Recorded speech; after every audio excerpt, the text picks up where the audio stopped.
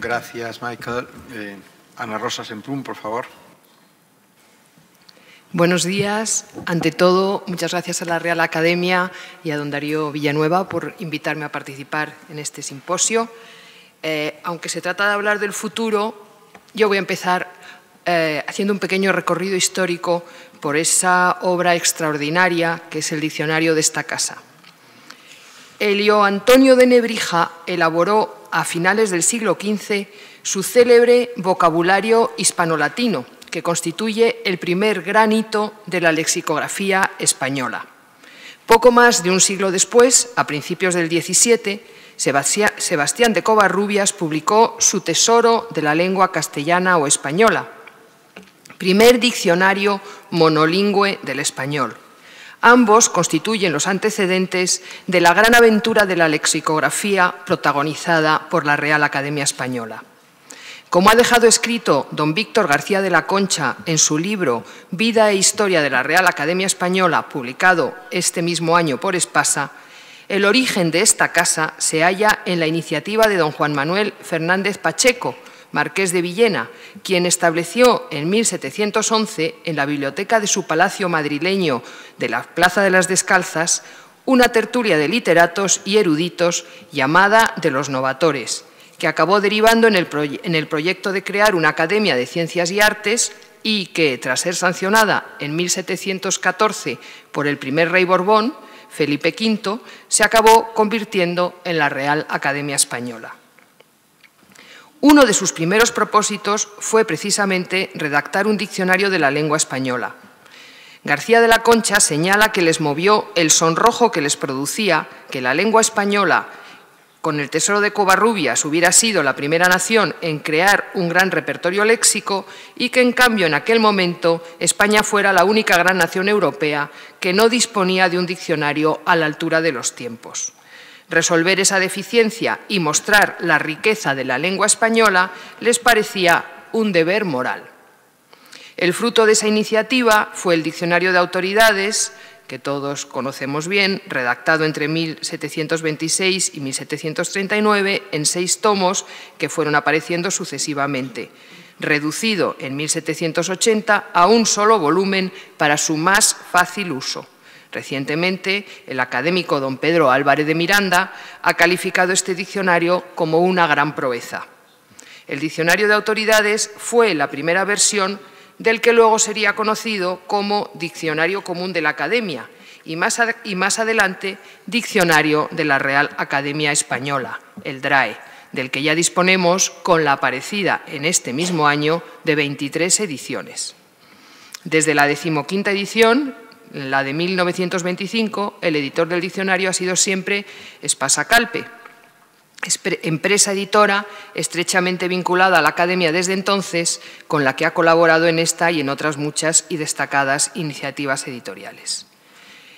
No podemos dejar de mencionar otros importantísimos repertorios lexicográficos no vinculados a la Academia, pero de gran calidad e influencia, como el Diccionario de Construcción y Régimen de la Lengua Castellana de Rufino José Cuervo, continuado por el Instituto Caro y Cuervo de Bogotá, y, más recientemente, el Diccionario del Uso del Español de María Moliner, publicado entre 1966 y 67, y el Diccionario del Español Actual, dirigido por don Manuel Seco y publicado en 1999. Es necesario reseñar también algunos hitos destacados de la historia del Diccionario de la Academia. Indudablemente, uno de ellos fue la creación en 1992, con motivo de la 21ª edición del DRAE, de una versión de bolsillo de pequeño formato, encuadernación en rústica y precio económico, que hizo asequible el diccionario a las clases medias y populares españolas, alcanzando de esta manera una difusión hasta entonces inconcebible y tengo que decir que lamentablemente añorada. Y también la edición electrónica en formato CD-ROM, primera ocasión en que el diccionario adoptaba un soporte cibernético. En la edición siguiente, la 22ª, el diccionario fue puesto a disposición de sus posibles usuarios en Internet. Y ahora, después de publicada la 23ª, nos hallamos reunidos en esta docta casa debatiendo sobre el futuro de esta obra monumental.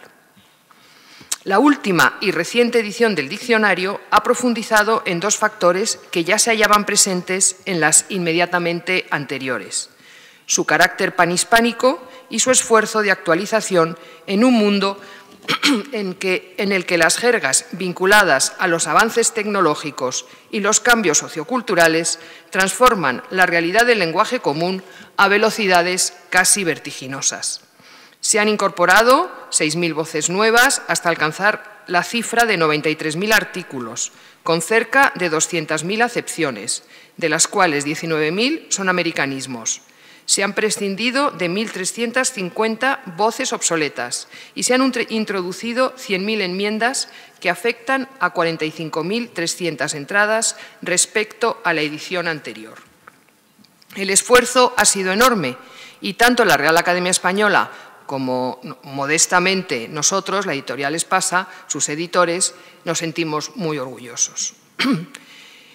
La edición digital, el futuro digital, que es la cuestión. En 1969, en Estados Unidos, se inició un proceso que supondría una transformación radical en las tecnologías de la comunicación y de la transmisión del conocimiento. Concebido originalmente como un sistema vinculado a la defensa militar, pronto trascendió este ámbito para acabar convirtiéndose en Internet, del que todos conocemos. Es una transformación revolucionaria porque se estima que en breve el número de aparatos conectados y, por tanto, de usuarios que participan de este proceso alcance la cifra descomunal de 2.000 millones de personas. Esta revolución ha afectado profundamente a los usos y costumbres y especialmente a los sistemas de transmisión de la información y el conocimiento, hasta el punto de que muchos la han comparado a la que en su día supuso la invención de la imprenta de tipos móviles por Gutenberg. Naturalmente, esta revolución ha afectado profundamente al mundo de la edición del libro y ha supuesto modificaciones profundas en los hábitos de lectura. Del mismo modo, afecta al ámbito de la lexicografía y a la forma de concebir y elaborar los diccionarios.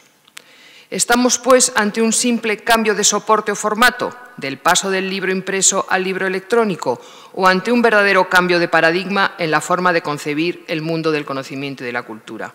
Después de escuchar a mis compañeros de mesa, queda claro que la respuesta es que es un cambio de paradigma.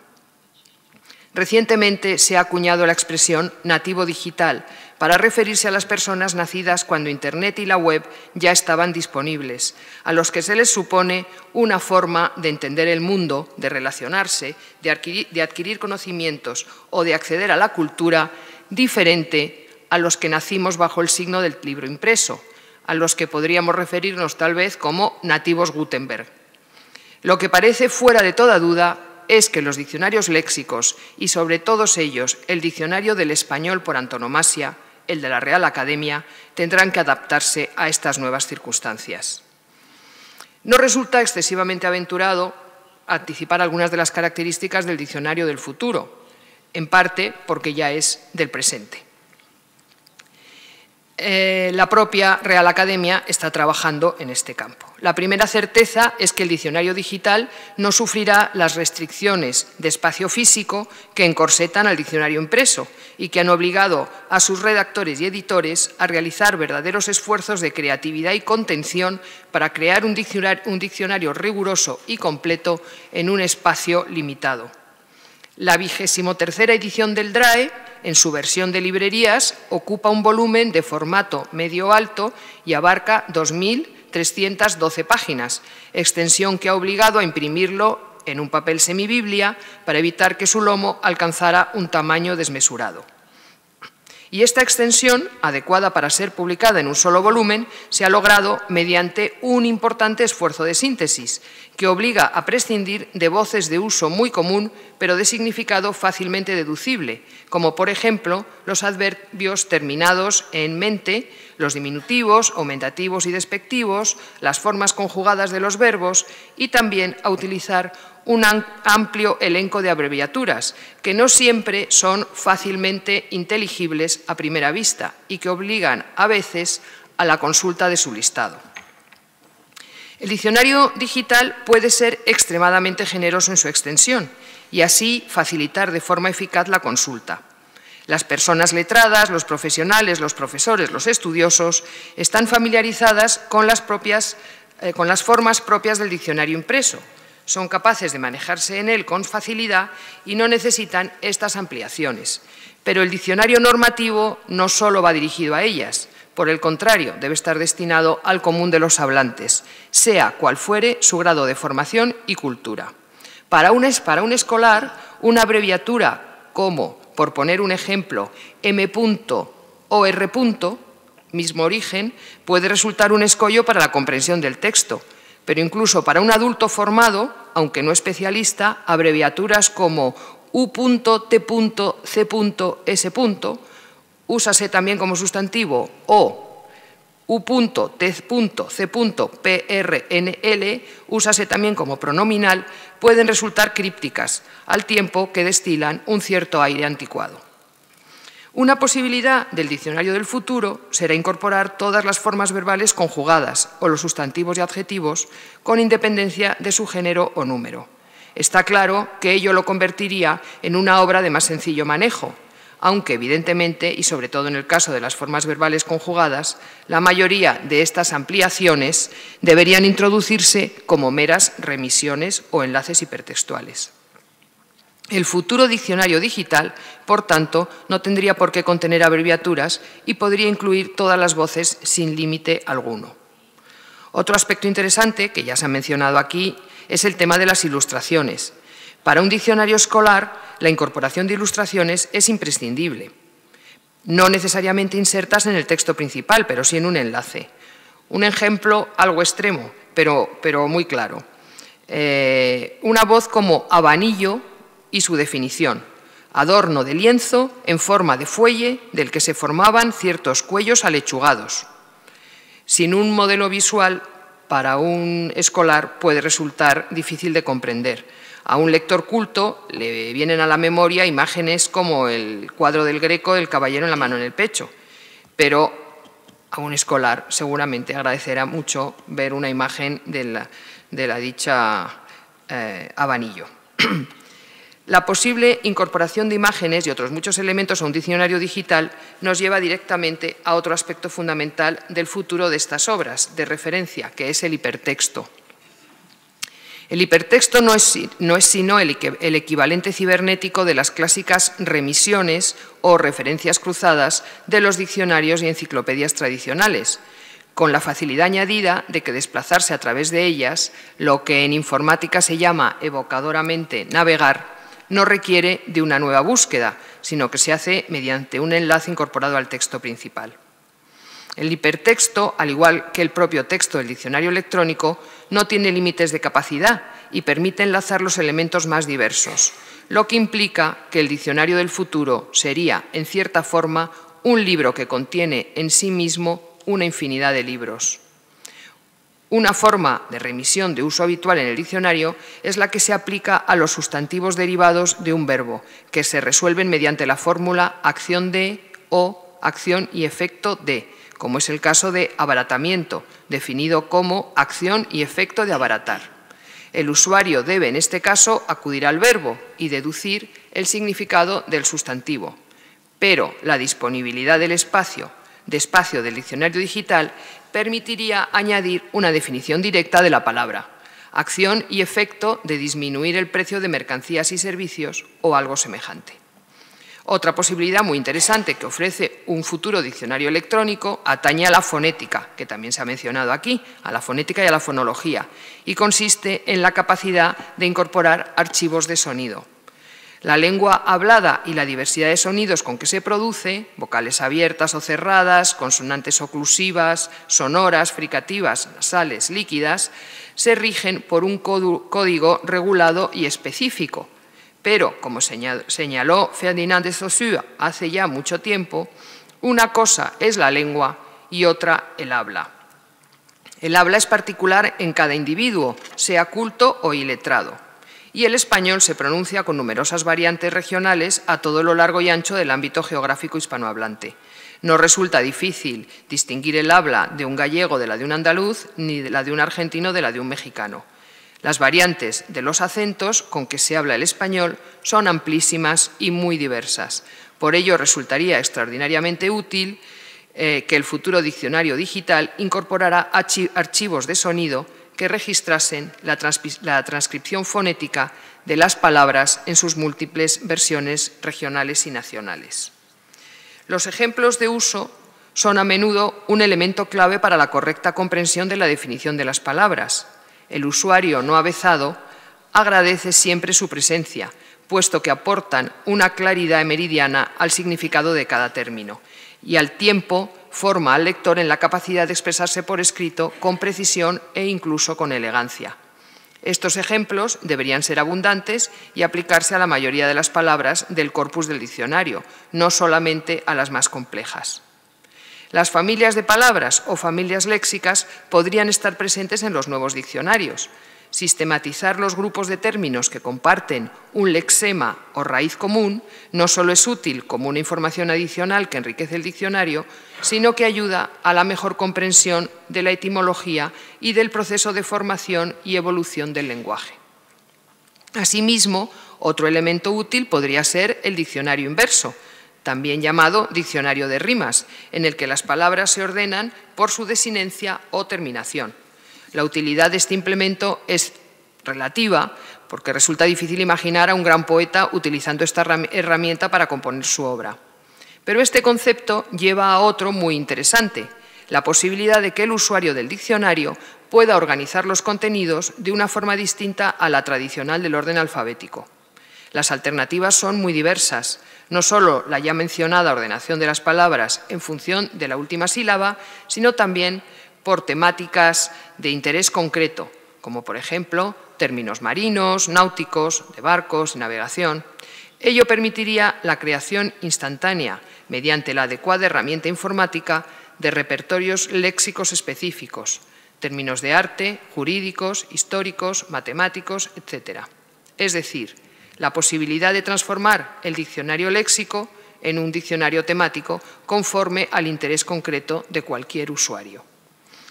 En otras palabras, sin dejar de ser un diccionario léxico, el diccionario digital del futuro podría ser al tiempo diccionario histórico, etimológico, ortográfico, de sinónimos y antónimos, de idiomas, combinatorio, de construcción y de régimen, etc. Se dirá, y con razón, que muchos de estos elementos ya se hallan presentes en algunos diccionarios actuales, pero precisamente ellos señalan un camino que indica por dónde habrá de transitar en el futuro. La Real Academia Española ha realizado en los últimos tiempos un esfuerzo extraordinario para elaborar y actualizar obras de referencia de grandísimo valor, algunas de ellas ciertamente monumentales, como la nueva gramática, la ortografía, diccionarios y manuales de uso, diccionarios de dudas, etc. También el Instituto Cervantes ha dado a la imprenta obras encaminadas a sistematizar el uso correcto del español. Este magnífico caudal de conocimiento de nuestra lengua merece ser incorporado a ese futuro diccionario digital a través de las funcionalidades del hipertexto. Al hacer una consulta al diccionario, el usuario podrá tener a su disposición la posibilidad de revisar la gramática y la ortografía de cada palabra, informarse sobre su uso correcto, resolver las dudas que se le susciten, etc. Al mencionar el diccionario de construcción y de régimen, se hace ineludible referirse a la interesante obra elaborada por el Instituto Caro y Cuervo de Bogotá en 8 extensos volúmenes que analiza la etimología, significado, sintaxis y ortografía de cada palabra y que es también en gran medida un diccionario histórico y de autoridades. Del mismo modo, si hablamos del diccionario combinatorio, hay que citar el diccionario Redes, elaborado por la Universidad Complutense de Madrid bajo la dirección de don Ignacio Bosque. Redes presenta las combinaciones de unas palabras con otras en función de su significado y ha sido realizado a partir de un corpus de 250 millones de palabras, constituido por textos periodísticos de 68 publicaciones de prensa española y americana de los últimos 20 años. Como ha dicho el propio Ignacio Bosque, Redes constituye el primer intento de salvar el abismo que parece existir entre lo que significan las palabras y la forma en la que los hablantes las usamos habitualmente. Evidentemente, no se trata de sumar sin orden ni concierto lo que venimos describiendo hasta ahora. Ese futuro diccionario digital precisaría de una ardua labor de articulación y estructuración de sus muchos materiales. Una herramienta imprescindible de esa obra debiera ser la que proporcione la posibilidad de acceder a ella a distintos niveles, en función de las necesidades reales de cada usuario: escolar, abreviada, avanzada, etc. Naturalmente, primaría su naturaleza de diccionario léxico. A este se deberían añadir las demás funcionalidades posibles mediante una batería de herramientas de uso, en las que deberían prevalecer las fórmulas intuitivas, en pro de una sencillez que lo haga asequible a los usuarios no especialistas. Hemos dejado intencionadamente para el final mencionar el nuevo Diccionario Histórico del Español, obra de la Real Academia a través del Instituto de Investigación Rafael Lapesa.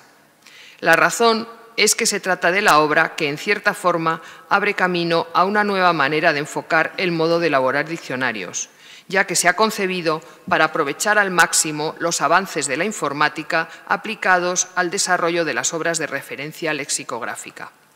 Se trata, pues, de la obra que mejor pone de manifiesto el proceso de modernización tecnológica que ha asumido la Real Academia para aprovechar las aplicaciones informáticas disponibles.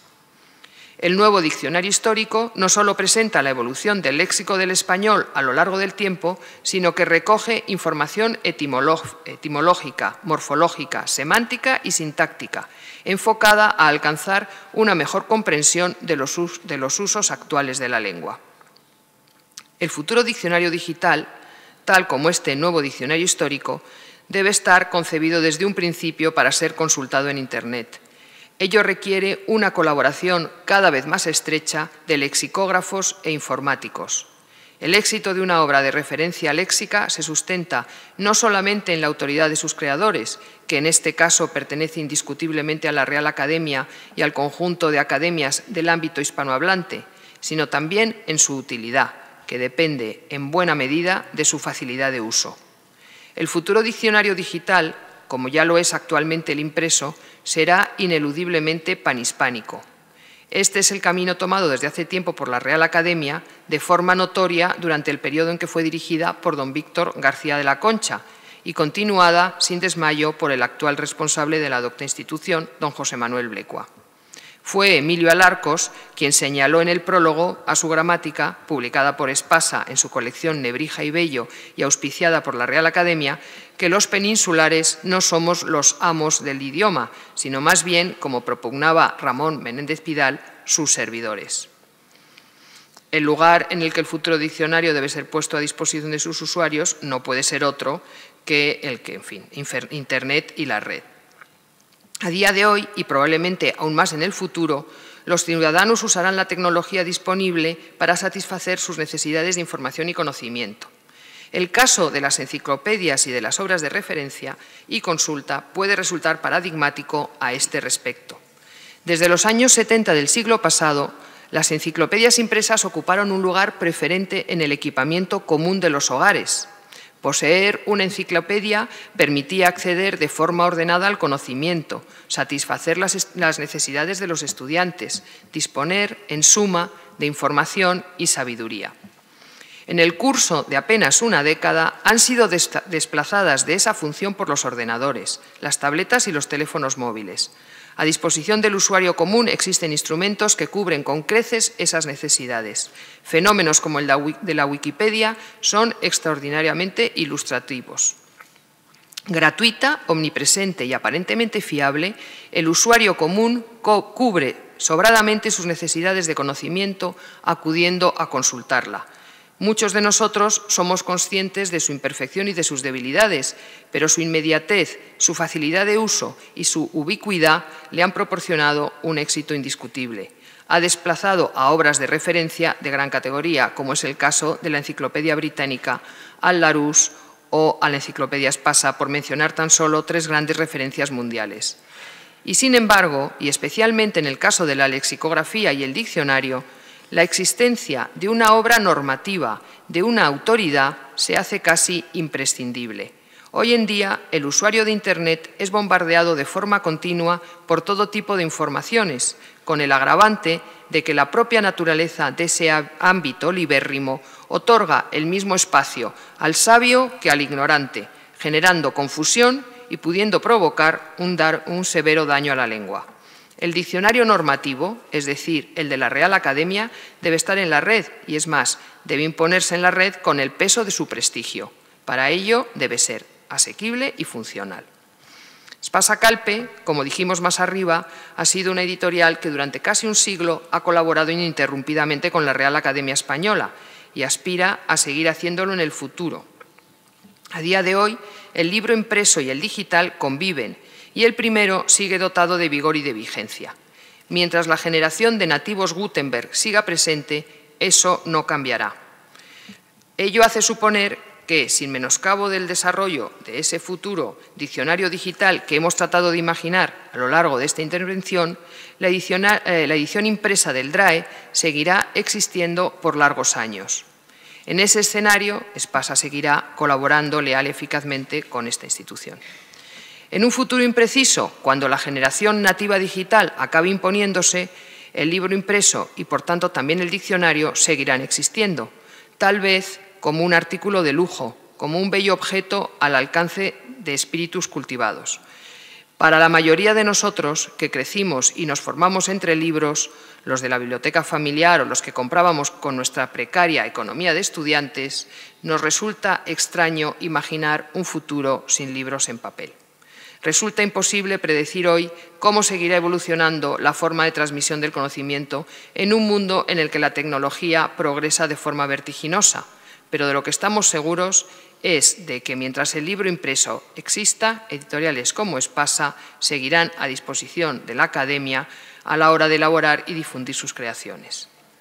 Las conclusiones de todo lo antedicho se podrían resumir tal vez en unos pocos puntos significativos. El futuro del diccionario será digital. La tecnología permitirá multiplicar y sistematizar con gran eficacia la gran cantidad de información que aporte a sus usuarios. Tanto si las rápidas transformaciones que estamos experimentando conducen a un mero cambio de formato, como si es a un nuevo paradigma, la necesidad de que exista un referente de autoridad en la lexicografía seguirá siendo imperativa, incluso tal vez más que antes.